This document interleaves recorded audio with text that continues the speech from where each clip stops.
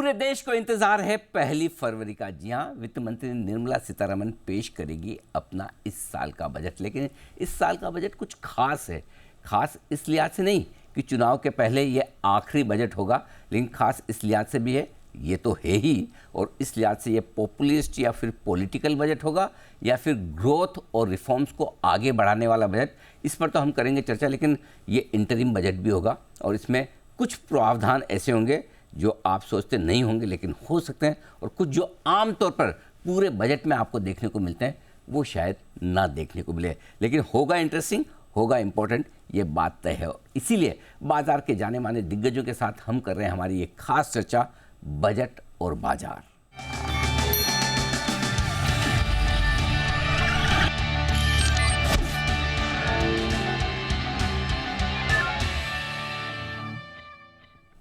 आइए बजट पर इस खास चर्चा में मेरे साथ बाजार के जाने माने दिग्गज कोटक म्यूचुअल फंड के मैनेजिंग डायरेक्टर नीलेश शाह साहब कार्यक्रम में शामिल हो रहे हैं। नीलेश भाई, बहुत बहुत स्वागत है, धन्यवाद आपका।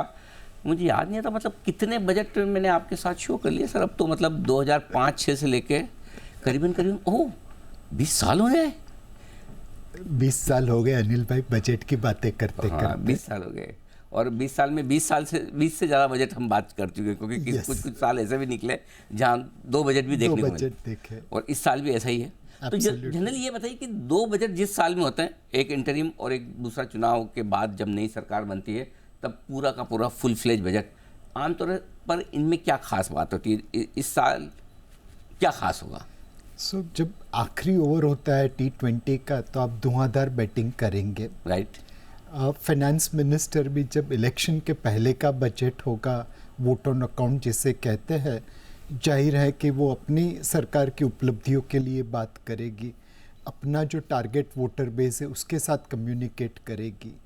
तो जनरली देखा है वोट ऑन अकाउंट हमेशा एक पॉलिटिकल स्पीच ज़्यादा रहता है, और बजट ज़्यादातर के पॉलिटिकल कम इकोनॉमिकल स्पीच रहता है। तो मतलब इस बार मतलब ज़्यादा अगर पॉलिटिकली पॉपुलिस्ट चीज़ें अगर बजट में आए तो आश्चर्य नहीं करना चाहिए। मेरे हिसाब से good politics equal to good economics.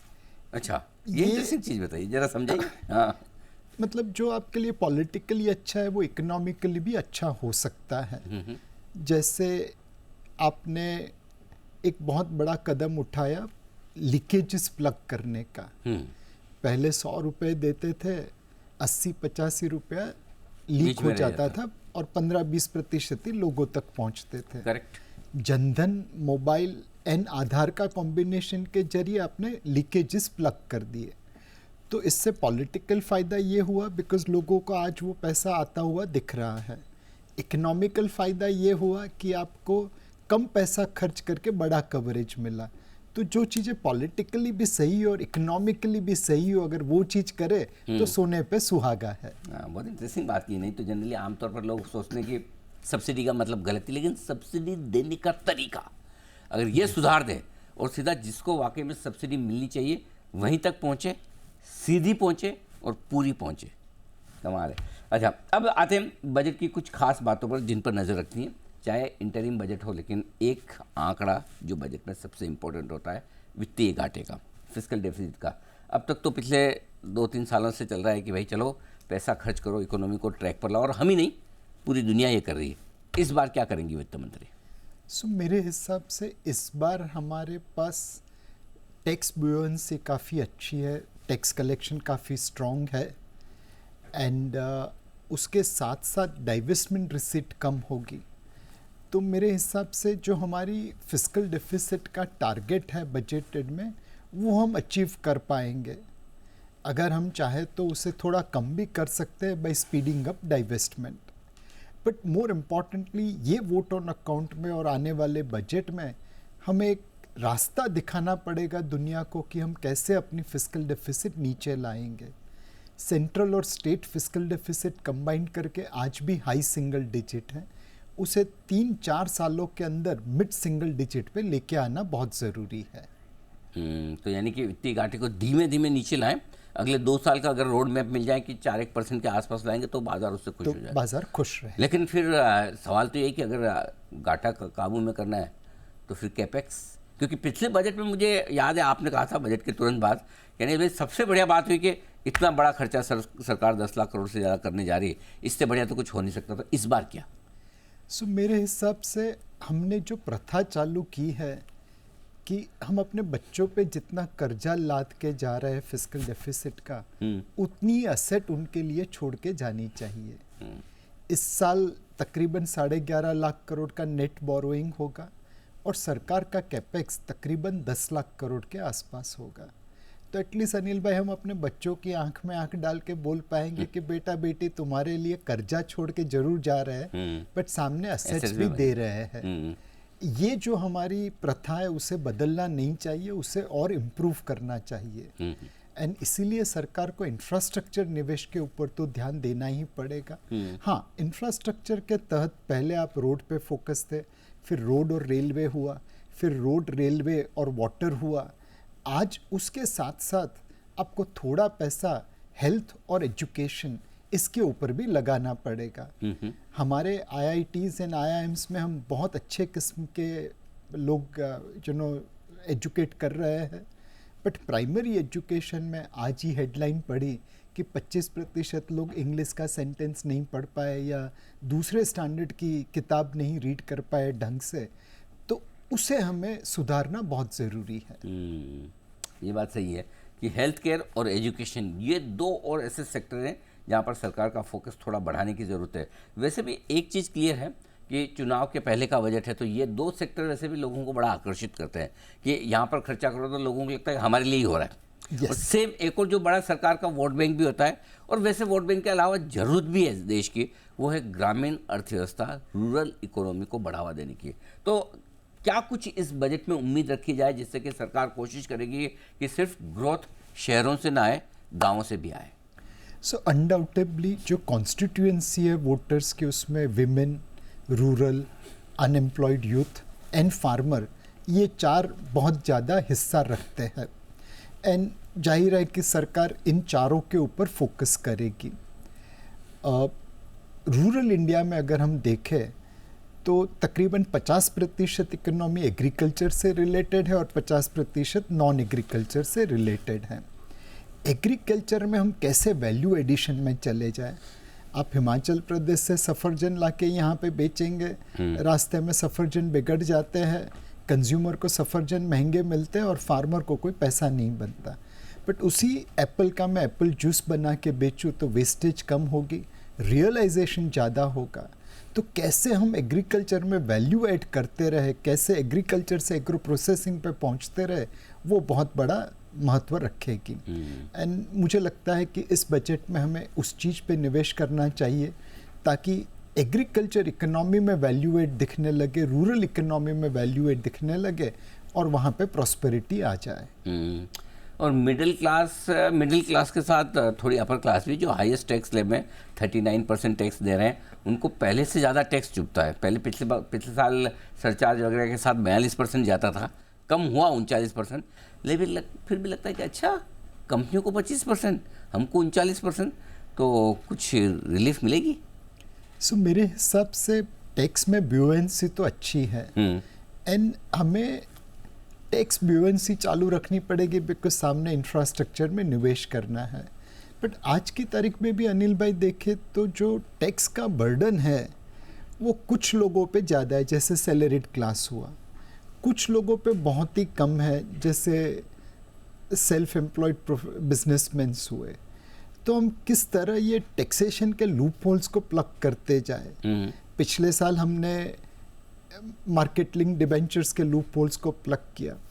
मेरे हिसाब से 10-15 अच्छे हमारे दोस्तों को बुलाना चाहिए और उनसे पूछना चाहिए कि कैसे हम ये टैक्सेशन के रूल्स को ऐसे बनाए ताकि उसमें लूप होल्स नहीं हो, टैक्सेशन का बर्डन इक्वल रहे। मतलब रेट कम करो, टैक्स का दायरा बढ़ाओ। यस, ये ऐसा कुछ न कुछ करें तो ज़्यादा बेहतर होगा। कंप्लायंस बढ़ाते जाओ और रेट कम करते जाओ। क्योंकि अब तो सबको ये ज़रूरत महसूस होने लगी कि भाई हमारा भी टैक्स इतना तो नहीं होना चाहिए, थोड़ा कम होना चाहिए। लेकिन टैक्स के एंगल से एक और समस्या है जो आपकी इंडस्ट्री की है कि इक्विटी फंड्स और डेट फंड्स दोनों के बीच में टैक्स का मामला बिगड़ता हुआ दिख रहा है। अगर आप इक्विटी में पैसा लगाएं तो नो डाउट रिस्क ज़्यादा होती है, इसलिए आपको टैक्स कम देना होता है, लेकिन डेट में अब वो आकर्षण रहा नहीं, और बैंक्स की डिपॉजिट भी ऐसा लग रहा है कि थोड़ी कम होती दिख रही है। क्या कुछ वहाँ पर फिर से विचार करने की ज़रूरत है, बदलाव करने की ज़रूरत है? अनडाउटेबली अनिल भाई, आपने एकदम सही मुद्दा पकड़ा। आज की तारीख में सेविंग्स इक्विटी की तरफ अट्रैक्ट हो रही है, बिकॉज एक रिस्क रिटर्न ट्रेड ऑफ अच्छा लगता है, बट दूसरा पोस्ट टैक्स रिटर्न और भी अच्छा लगता है। और डेट मार्केट हमारी एक स्टेप चाइल्ड की तरह है। उसको लग रहा है कि मेरा कोई ध्यान नहीं रख रहा, एंड अगर टैक्स में इतना डिफरेंस रहा, ऊपर में 39% और इक्विटी में 10%, ऑफ कोर्स इक्विटी में एसटीटी भी होता है, बट फिर भी वो गैप इतना बड़ा है कि लोगों का पैसा डेट की जगह इक्विटी की तरफ जाता रहेगा। तो हमें अपनी मार्केट को कितना हम डीप कर सके और कैसे उसे बैलेंस कर सके। गाड़ी एक पहिए पे तो नहीं चलेगी, सिर्फ इक्विटी के पहिए पे तो इकोनॉमी की ग्रोथ नहीं बनेगी, डेट का पहिया भी चाहिए। और इसीलिए डेट मार्केट को अट्रैक्टिव बनाने के लिए ये जो इतना बड़ा टैक्स गैप है उसे कम करना चाहिए। ये बहुत इंटरेस्टिंग बात कही, क्योंकि अल्टीमेटली सारा काम इक्विटी से नहीं चल सकता। जहाँ डेट चाहिए कंपनियों को ग्रो करने के लिए, वो तो चाहिए ही, हर जगह इक्विटी थोड़ी लगेगी। एंड हमारे गुजराती में एक कहावत है, घरना छोकरा घंटी चाटे अने उपाध्याय ने आटो। सो घर के लड़के को आप भूखा रख रहे हैं, वो बेचारे घंटी चाट रहे हैं, और जो आटा बना वो आप गांव वालों को दे रहे हैं। तो डिविडेंड टैक्सेशन हमारे वहाँ पे कुछ इस कहावत के हिसाब से है। जो लोकल निवेशक है वो डिविडेंड के ऊपर पूरा टैक्स भर रहे हैं। करेक्ट। जो फॉरेन इंस्टीट्यूशनल इन्वेस्टर्स है उनको डबल टैक्सेशन ट्रीटी की वजह से बेनिफिट मिल रहा है। तो ये जो इनइक्वालिटी है एफपीआई की डिविडेंड के ऊपर और लोकल के डिविडेंड के ऊपर, वो हमें कम करनी चाहिए। हाँ, लेकिन इसको कम करने का मतलब ये नहीं कि वहाँ भी लगा दें या वहाँ भी बढ़ा दें, हमारा कम करें। हमारा कम करें। Let's be very clear. तो ये थोड़ा सा डिविडेंड पे डबल टैक्सेशन है, डेट फंड या डेट इंस्ट्रूमेंट्स पे जो हायर टैक्सेशन रेट्स हैं, इनको थोड़ा ठीक करने की ज़रूरत है। लेकिन इक्विटी में इन्वेस्टमेंट्स ज़्यादा हैं, बाज़ार में जो इक्विटी का कल्चर आया है, बना रहे, और पहली बार हिंदुस्तान में हम देख रहे हैं कि वाकई में हमारे इन्वेस्टर्स की भी ताकत दिख रही है। सरकार को इसे बनाए रखने के लिए, बढ़ाने के लिए क्या करने की ज़रूरत है? सो इक्विटी की गाड़ी बहुत अच्छी चल रही है। अब हमें इससे भी बड़ा जो एक फोर्स है, जो एक सोया हुआ कुंभकर्ण है, उसको जगाने की ज़रूरत है। अनिल भाई, भारत में कितना सोना है वो किसी को नहीं पता। करेक्ट। कोई कहता है 25,000 टन है, शायद 50,000 टन होगा, क्या पता। बट एक बात तय है, हमारे सेविंग्स का बहुत बड़ा हिस्सा सोने में अटका पड़ा है। ये किसी के तिजोरी में बंद है, किसी के बैंक लॉकर में बंद है। कैसे हम इस सोए कुंभकर्ण को जगाए, ऐसे कौन से नगारे बजाए कि ये पैसा भारत की ग्रोथ के लिए काम आने लगे। एंड सरकार को इसके ऊपर अलग एकदम आउट ऑफ बॉक्स सोचना चाहिए। ये अगर सोया कुंभकर्ण भी हमारे साथ खेलने लगे तो मेरे हिसाब से ग्रोथ की रफ्तार 1-2% बढ़ सकती है। नहीं, out of the box thinking में दो तरीके से हो सकता है। एक तो ये कि लोगों का जमा हुआ गोल्ड बाहर आए, कुछ ऐसी प्रोडक्टिव ऐसी स्कीम बनाई जाए जिससे लोगों को लगे कि नहीं, गोल्ड में नहीं, फाइनेंशियल एसेट्स में पैसा लगाना चाहिए। और दूसरा ये कि कुछ ऐसी पूंछ मरोड़ी जाए कि लोग गोल्ड में लगाना बंद कर दें। अब दोनों में से कौन सी होगी? सर, पुश एंड पुल दोनों करिए। दोनों करिए। हमें गोल्ड इंडस्ट्री को कम नहीं करना है, बट हमें तो ये जो लॉक्ड सेविंग से उसको अनलॉक करना है। मतलब यूज़ के लिए आपको गोल्ड चाहिए, ज्वेलरी के लिए चाहिए, थोड़ा बहुत इन्वेस्टमेंट के लिए समझ में आता है, लेकिन बिना मतलब भर के सिर्फ गोल्ड भर के रखे, इसको ठीक करने की ज़रूरत है। ये बड़ी इंटरेस्टिंग चीज़ आपने बताई। एक और चीज़ जिस पे मैं जानना चाहता हूँ, आमतौर पर इस बजट में जो शायद देखने को मिले हर बार बजट की तरह, डिफेंस, क्योंकि पिछले 2-3 सालों से सरकार का फोकस बहुत ही अलग तरीके से डिफेंस पे बढ़ा है। क्या उम्मीद रखी जाए, क्या यहाँ पर सरकार कुछ बड़ा करने की सोच सकती है? सो डिफेंस में अनिल भाई, प्रोडक्टिविटी इंक्रीज़ के ऊपर ध्यान देना है। अगर आप चीज़ें लोकली बनाएंगे तो सस्ती बनेगी, और जो खर्चा होगा उसका बेनिफिट भी लोकल इकोनॉमी में बनेगा। एंड आज मेरी कंपनीज अगर हमें सप्लाई कर रही है तो कल को उठ के दुनिया को भी सप्लाई करना चालू कर सकती है।